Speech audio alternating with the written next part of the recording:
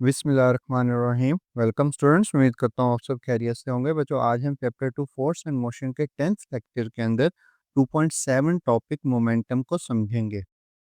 ये टॉपिक बेटा page number 35, 36 और 37 पर मौजूद है। सबसे पहले हम मोमेंटम को डिफाइन करेंगे, उसके बाद बेटा इसका सब topic momentum and Newton second law of motion को समझेंगे। उसके बाद बेटा इम्पल्स को डिफाइन करेंगे और उसके बाद बेटा law of conservation of momentum को प्रूव करेंगे। इसके बेटा ये 3 सब टॉपिक हैं। इन तमाम चीज़ों को आज के इस लेक्चर में कवर करेंगे। सबसे पहले बेटा मोमेंटम होता क्या है? सिंपल वर्ड्स के अंदर मूव करती हुई चीज़ की ताकत को हम मोमेंटम का नाम देते हैं। फर्ज करते हैं बेटा 2 बॉल, एक फुटबॉल और एक टेनिस बॉल आपकी तरफ मूव कर रही है विद सेम स्पीड। और जब ये दोनों बॉल्स आपके साथ टकराती हैं तो बेटा इन दोनों में से सबसे ज़्यादा इफेक्ट किसका होगा? तो आप कहेंगे सर फुटबॉल का इफेक्ट ज़्यादा होगा, टेनिस बॉल का इफेक्ट कम होगा। जबकि दोनों की स्पीड सेम थी लेकिन फुटबॉल का मोमेंटम ज़्यादा था क्योंकि इसका मैस टेनिस बॉल से ज़्यादा था। हम सिंपल वर्ड्स में ये भी कह सकते हैं कि मोमेंटम हमें ये बताता है कि किसी भी मूविंग ऑब्जेक्ट को रोकना कितना मुश्किल है। तो बेटा हम इसे डिफाइन कैसे करेंगे? Momentum is a property of moving object that show how hard it is to stop it. It depend on the mass of the object and its velocity. If two objects move with the same velocity, the heavier one have more momentum. जैसे अभी हमने इस example में देखा, जिसका mass ज़्यादा होगा उसका मोमेंटम ज़्यादा होगा। और मोमेंटम को बेटा हम p से रिप्रेजेंट करते हैं और मास और वेलोसिटी के प्रोडक्ट को हम मोमेंटम का नाम देते हैं। और वेलोसिटी होने की वजह से बेटा ये मोमेंटम भी एक वेक्टर क्वांटिटी है। जिस डायरेक्शन में वेलोसिटी की डायरेक्शन होगी उसी डायरेक्शन में बेटा मोमेंटम की डायरेक्शन कंसीडर की जाएगी। p मोमेंटम को शो कर रहा है बेटा, m mass of the body को शो कर रहा है और v वेलोसिटी को शो कर रहा है। अगर हम यहाँ से इसका यूनिट निकालना चाहें तो बेटा मास का यूनिट होता है केजी, वेलोसिटी का यूनिट होता है मीटर पर सेकंड और इसी यूनिट को हम न्यूटन सेकंड्स की फॉर्म में भी लिख सकते हैं। मतलब न्यूटन सेकंड मोमेंटम का यूनिट कहलाएगा। यहाँ पर एक क्वेश्चन अराइज होता है, क्या जो ऑब्जेक्ट जो है बेटा वो रेस्ट पर है, क्या उसका मोमेंटम एग्जिस्ट करेगा? जो चीज़ रेस्ट पर होती है बेटा उसकी वेलोसिटी ज़ीरो होती है। तो जो रेस्ट पर होगा उसका मास तो एग्जिस्ट करेगा लेकिन मोमेंटम एग्जिस्ट नहीं करेगा। मोमेंटम सिर्फ मूविंग ऑब्जेक्ट का एग्जिस्ट करता है। जैसे कोई अगर परिंदा मूव कर रहा है, कोई गाड़ी मूव कर रही है, इन सारी चीज़ों का मोमेंटम एग्जिस्ट करेगा। लेकिन एक दरख्त जो कि रेस्ट के ऊपर है उसका मास एग्जिस्ट करता है लेकिन उसका मोमेंटम एग्जिस्ट नहीं करेगा। नेक्स्ट हमारे पास momentum and Newton second law of motion. बेटा न्यूटन ने हमें बताया था जब भी हम किसी ऑब्जेक्ट के ऊपर फोर्स लगाते हैं तो बच्चों उसके अंदर एक्सेलरेशन प्रोड्यूस होती है और एक्सेलरेशन प्रोड्यूस होने से उस ऑब्जेक्ट का मोमेंटम चेंज होता है। इस टॉपिक के अंदर बेटा हम फोर्स और मोमेंटम के दरमियान रिलेशन ड्राइव करेंगे। Let a body of mass m move with initial velocity vi। कोई ऑब्जेक्ट है बेटा, कोई बॉडी है जो मूव कर रही है बेटा इनिशियल वेलोसिटी vi से, और हम उसके ऊपर फोर्स अप्लाई करते हैं जिससे बेटा उसकी वेलोसिटी चेंज होती है। After applying force f for time t final velocity become vf। तो बेटा एक्सेलरेशन का फार्मूला होता है rate of change of velocity with respect to time. Rate of change of velocity को हम लिख सकते हैं final velocity minus initial velocity divided by time. ये एक्सेलरेशन का फार्मूला हमने यहाँ पर लिखा। According to Newton second law of motion हमारे पास बेटा f is equal to M A का फार्मूला बनेगा बेटा एफ डिवाइडेड बाय एम, क्योंकि बेटा एम दूसरी तरफ जाके डिवाइड हो जाएगा तो बेटा ए का फार्मूला आ गया एफ डिवाइडेड बाय एम। अगर बेटा हम ये एक्सेलरेशन का फार्मूला यहाँ पर पुट कर दें तो बेटा हमारे पास ये इक्वेशन बनेगी f divided by m is equal to v f minus v i divided by t. और m यहाँ पर डिवाइड हो रहा है, यहाँ जाके मल्टीप्लाई होगा तो बेटा ये आ जाएगा f is equal to m v f minus m v i. और एम वी जो है बेटा ये हमारे पास मोमेंटम का रिलेशन था। तो बेटा ये final momentum minus initial momentum, क्योंकि m ने बेटा वी एफ से भी मल्टीप्लाई होना है और m ने वी आई से भी मल्टीप्लाई होना है। तो बेटा ये हो जाएगा m v f minus m v i divided by t. तो हम इसको लिख सकते हैं final momentum minus initial momentum को चेंज इन मोमेंटम और नीचे बेटा टाइम से डिवाइड करेंगे। तो बेटा ये रिलेशन आ गया फोर्स और मोमेंटम के दरमियान, जो ये बता रहा है कि जो आप अप्लाइड फोर्स होगी वो बेटा चेंज ऑफ मोमेंटम के इक्वल होगी। तो हम इसे डिफाइन कैसे करेंगे? The rate of change of momentum is equal to applied force, और इसी चीज को बेटा हम नाम देते हैं momentum and Newton second law of motion, क्योंकि बेटा इसने फोर्स और मोमेंटम के दरमियान एक रिलेशन ड्राइव किया है। नेक्स्ट बेटा हमारे पास इम्पल्स क्या होता है?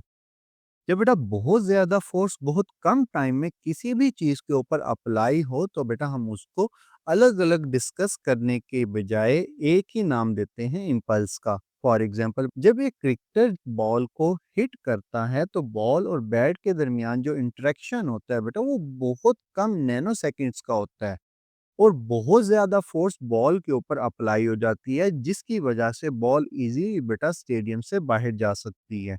इसी चीज़ को हम बेटा इम्पल्स का नाम देते हैं। When force act for a short time like a bat hitting a ball we use term impulse. Impulse is the product of force and time also equal to the change in momentum. ये बेटा आया कहाँ से? अगर बेटा मैं यहाँ से इस टी को इधर लेके जाके मल्टीप्लाई कर दूं तो फोर्स और टाइम का जो मल्टीपल होगा वो इम्पल्स कहलाएगा। और इम्पल्स जो है बेटा ये फोर्स और टाइम का मल्टीपल भी हो सकता है, और चेंज इन मोमेंटम को भी हम इम्पल्स का नाम देते हैं। यहाँ पर एक चीज आपने याद रखनी है, अगर बेटा फोर्स कांस्टेंट है और टाइम इंक्रीज हो रहा है, फॉर एग्जांपल एक शख्स जो है बेटा 20 न्यूटन की फोर्स 1 सेकंड के लिए इस ऑब्जेक्ट के ऊपर लगाता है तो इम्पल्स आएगा बेटा 20। लेकिन अगर बेटा ये 20 न्यूटन की फोर्स 2 सेकंड के लिए इसके ऊपर लगाता है तो इम्पल्स आएगा 40। मतलब अगर टाइम बढ़ेगा तब भी बेटा इम्पल्स इंक्रीज होगा, क्योंकि फोर्स और टाइम का जो मल्टीपल है वो ही बेटा हमारे पास इम्पल्स कहलाता है। यहाँ पर एक चीज याद रखनी है, impulse is a vector quantity, इसकी भी डायरेक्शन एग्जिस्ट करती है, क्योंकि फोर्स एक वेक्टर क्वांटिटी है, टाइम बेशक स्केलर है, लेकिन जो फोर्स की डायरेक्शन होगी बेटा वही इम्पल्स की डायरेक्शन होगी। और इम्पल्स का यूनिट भी बेटा हमारे पास न्यूटन सेकंड होता है। नेक्स्ट है बेटा हमारे पास law of conservation of momentum. फर्ज करें बेटा दो बॉल्स आपस में टकराती हैं। टकराने से पहले बेटा इस बॉल का भी मोमेंटम था, क्योंकि इसका मास भी एग्जिस्ट करता है और इसकी वेलोसिटी भी एग्जिस्ट करती है, और हमने पहली स्लाइड में समझा था जो चीज मास और वेलोसिटी रखती है उसका मोमेंटम एग्जिस्ट करता है, और इस दूसरी बॉल का भी मोमेंटम था। और टकराने के बाद बेटा ये दोनों बॉल्स एक ही डायरेक्शन में मूव करती हैं, तो बेटा इस बॉल का भी मोमेंटम है और इस बॉल का भी मोमेंटम है। तो लॉ ऑफ कंजर्वेशन मोमेंटम हमें ये कहता है इन दोनों बॉल्स के मोमेंटम को सम करके जितना मोमेंटम बनेगा उतना ही मोमेंटम बेटा इन दोनों के बॉल को सम करके मोमेंटम के इक्वल होगा। इनको सिंपल वर्ड्स में लिखेंगे कैसे? इन एन आइसोलेटेड सिस्टम एक ऐसा सिस्टम होता है जिसपे कोई एक्सटर्नल फोर्स ना लग रही हो। फर्ज करें ये एक सिस्टम है, दो बॉल्स का सिस्टम है, और इसके ऊपर कोई एयर फ्रिक्शन, कोई सरफेस फ्रिक्शन, किसी किस्म की कोई एक्सटर्नल फोर्स एग्जिस्ट नहीं कर रही। ये हम आइडियलाइज करते हैं। तो टोटल मोमेंटम रिमेन कंजर्व्ड, मतलब टोटल मोमेंटम जो टकराने से पहले इन दोनों बॉल्स का था वो टकराने के बाद इन दोनों बॉल्स के इक्वल होगा। Two balls of mass m1 and m2 move with velocity v1 and v2 respectively. After collision, their velocity become v1 prime and v2 prime. मतलब टकराने से पहले इनकी वेलोसिटी थी v1 और इसकी वेलोसिटी थी v2। टकराने के बाद इस पहली बॉल की वेलोसिटी होगी v1 प्राइम। प्राइम बेटा हम ये शो करने के लिए लगाते हैं कि टकराने के बाद इनकी इसकी वेलोसिटी चेंज हो चुकी है और इसकी भी वेलोसिटी चेंज हो चुकी है। तो बेटा हमारे पास after collision their velocities become v1 prime and v2 prime. तो बेटा हम चेंज ऑफ मोमेंटम से जो अभी हमने फार्मूला पढ़ा था इम्पल्स का, f multiply t is equal to mvf minus mvi, इस फार्मूले को अप्लाई करेंगे इन दोनों बॉल्स के ऊपर। तो बेटा पहली बॉल का चेंज इन मोमेंटम होगा final momentum minus initial momentum. टकराने के बाद के मोमेंटम में से टकराने से पहले का मोमेंटम माइनस करेंगे, और बेटा इसी तरह दूसरी बॉल का टकराने के बाद का मोमेंटम टकराने से पहले के मोमेंटम में से माइनस करेंगे। तो बेटा ये दोनों इक्वेशंस आ गई, change in momentum for mass 1, change in momentum of mass 2।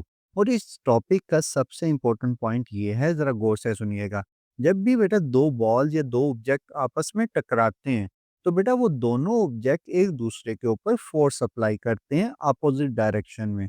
जब ये दो बॉल्स आपस में टकराई होंगी उस लम्हे के ऊपर दोनों ने एक दूसरे के ऊपर फोर्स लगाई होगी अपोजिट डायरेक्शन में।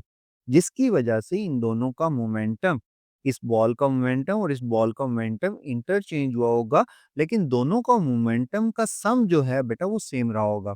फर्ज़ करें इसका मोमेंटम पहले 4 था और इसका मोमेंटम 2 था। टकराने के बाद हो सकता है इसका मोमेंटम 4 हो जाए और इसका मोमेंटम 2 हो जाए।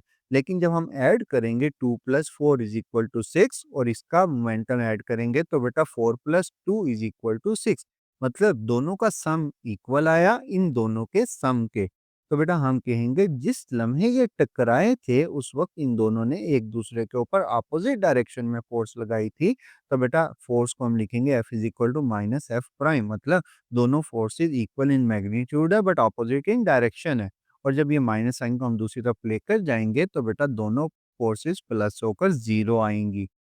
तो यहाँ पर अगर हम इन दोनों इक्वेशंस को प्लस करना चाहते हैं तो बेटा लेफ्ट हैंड साइड को लेफ्ट हैंड साइड में ऐड करेंगे और राइट हैंड साइड को राइट हैंड साइड में ऐड करेंगे। जब ये लेफ्ट हैंड साइड ऐड होगी तो बेटा दोनों फोर्सेस ऐड होकर 0 आ रही हैं, तो बेटा 0 जब टाइम से मल्टीप्लाई होगा तब भी बेटा उसको 0 कर देगा। तो बेटा लेफ्ट हैंड साइड पे हम ऑलरेडी 0 प्लेस करेंगे क्योंकि दोनों फोर्सेस ऐड होकर 0 रिजल्ट देंगी, तो बेटा हमारे पास 0 टाइम से मल्टीप्लाई होकर भी 0 आता है।